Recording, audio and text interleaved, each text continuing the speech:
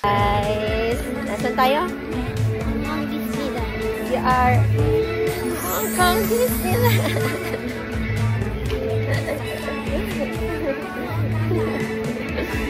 Wow, Bob, look! Look! Look! Hello mga kamama, we are at the happiest place on earth. Yes, this is my dream and my dream for my family. Pero look, diba? Si Mangot ang bata. Bakit? Kasi ang haba ng pila kanina at init na init siya. Pero nung nag-start naman kaming mag-ride, ito yung first ride namin, yung Ant-Man and the Wasp. Okay na yung mood niya. Ayan, sayang-saya na siya. As you can see, nag-enjoy din kami. Seryosong-seryoso si Daddy dun sa pamamaril. Yan, kasi kung ano yung mababaril mo, may ano siya, karapatang point siya.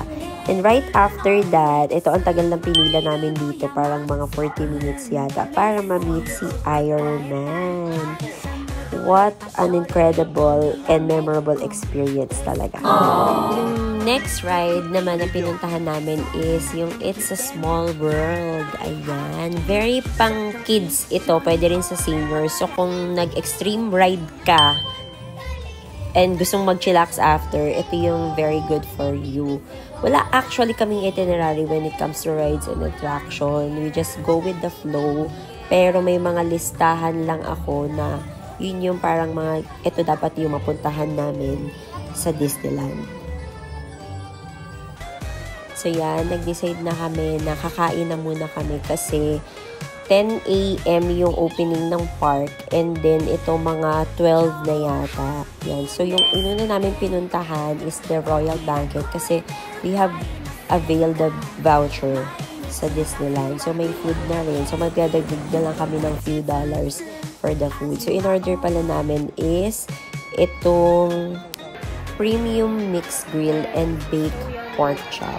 Ayan. Guys, dito sa Hong Kong Disneyland, ang sarap ng food. So, lahat ng food na tikman ko dito, sarapan ako as in.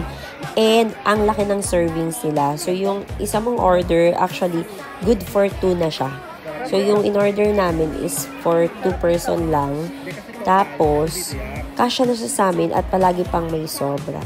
Included na rin pala sa voucher namin itong ice cream and also yung super sarap na caramel popcorn. Ayaw talaga namin tigilan itong caramel popcorn na to. In-avail ko pala yung tickets namin and vouchers sa Klook. So para siyang 2-in-1. So for 2 adult and 1 kid, may kasama na siyang food for lunch and for dinner. Tapos may freebies na rin na yun nga, yung popcorn and then yung ice cream. Sakto nga, mga mami, kasi yung pinagtatambayan namin, malapit pala siya doon sa pupuntahan ni Alice in Wonderland para sa photo op. Hindi ako ma-iyak, mami. Hindi ako Are you ready? Hindi ako Are you brave?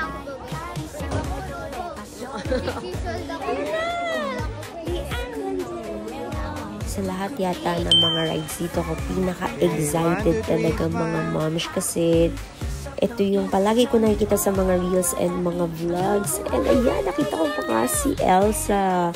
We are at the World of Frozen. At ang first ride namin is the Frozen Ever After. Ito, sobrang na-excite talaga ako dito sa ride na to. As in, kasi meron daw ditong exciting part. Makikita nyo yan doon sa i-upload ko na lang na video sa YouTube account ko. Actually, yung mga rides, yung mga buong rides na sa YouTube account ko siya.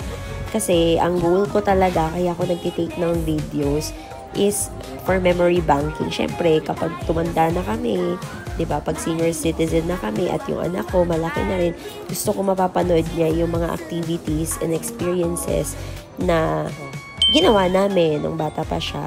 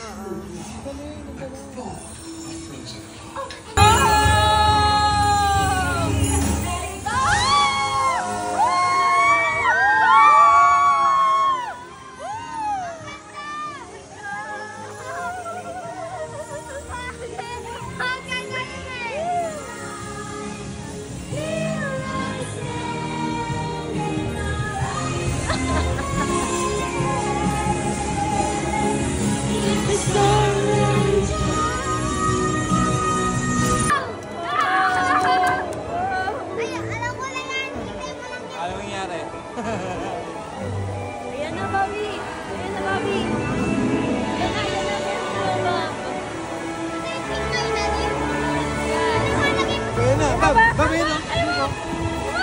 Tawag, Bobby! Bab, habulin tayo niyan, Bab! Tawag, Bobby!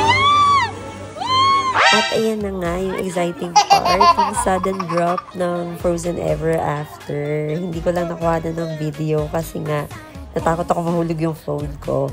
Paglabas nga namin, may random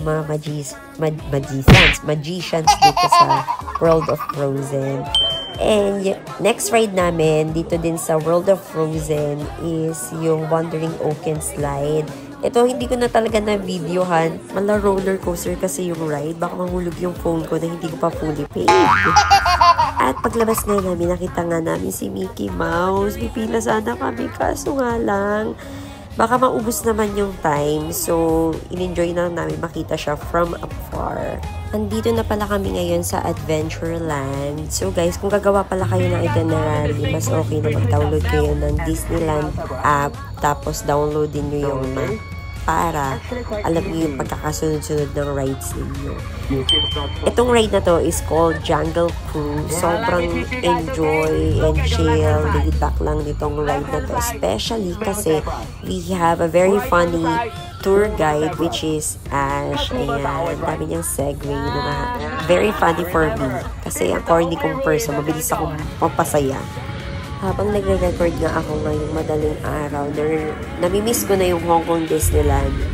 Pinangako sa sarili ko talaga na babalik ako dito someday. Kasi, ayan, tingnan nyo naman yung smile na yan, di ba? Gusto mong makita palagi yung smile na ganyan.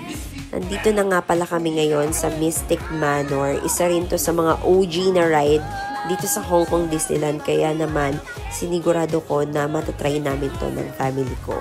Itong ride na to ay very magical, mysterious, maraming sound effects, light effects, na parang akala mo totoo kang tatamaan ng pana, totoo kang matatamaan ng magic, and so on and so that.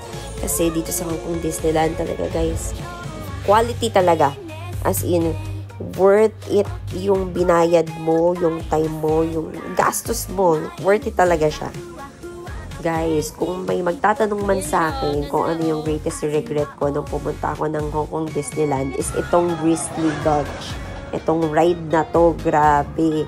Di namin siya nasakyan kasi nga almost 5 p.m. na, need na namin mag-dinner. Baka hindi kami umabot sa Momentus.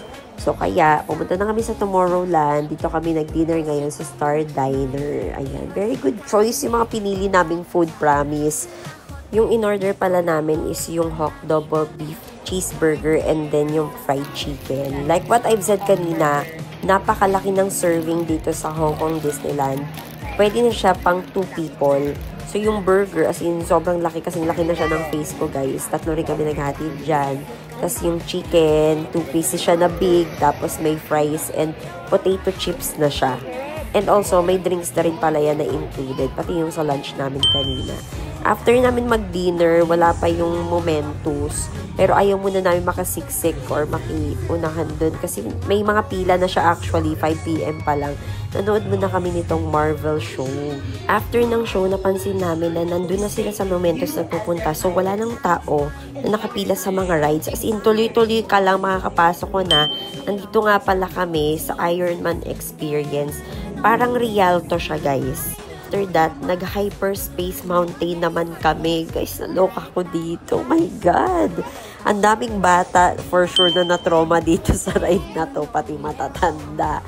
Grabe! Sobrang extreme nito. Tingnan nyo naman yung itsura ko dyan.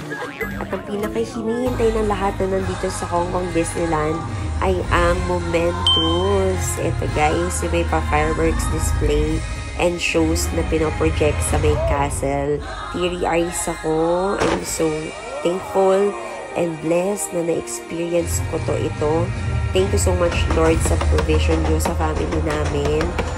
Inner child is really healed here at Hong Kong Disneyland. At masasabi ko din na sa future, walang i-heal na inner child yung anak ko when it comes to this kind of experience. Ayan, Lord, thank you talaga. And after nga niyan, bumili na kami ngayon ng souvenir. Maglang naman yung gusto kong souvenir kasi alam niyo na, sa coffee person. Tapos bumili din kami ng mga iba pang naka-sale. And then, itong si Cal, yung pinili niya is yung may bubbles. Actually, umpisa pa lang yun na yung gusto niya. Kaso hindi ko muna binili kasi nga baka dyan na matuon yung attention niya. I'm so happy para sa iyo, anak ko, Cal. Happy 7th birthday. Alam mo na yan yung regalo namin sa iyo ni Daddy. And we promise you that we are going to work hard for you para hindi lang sa Hong Kong yung Disneyland na ma-experience natin. Ma-experience din natin yung Disneyland sa iba pang lugar. Thank you so much mga kamamayan for watching.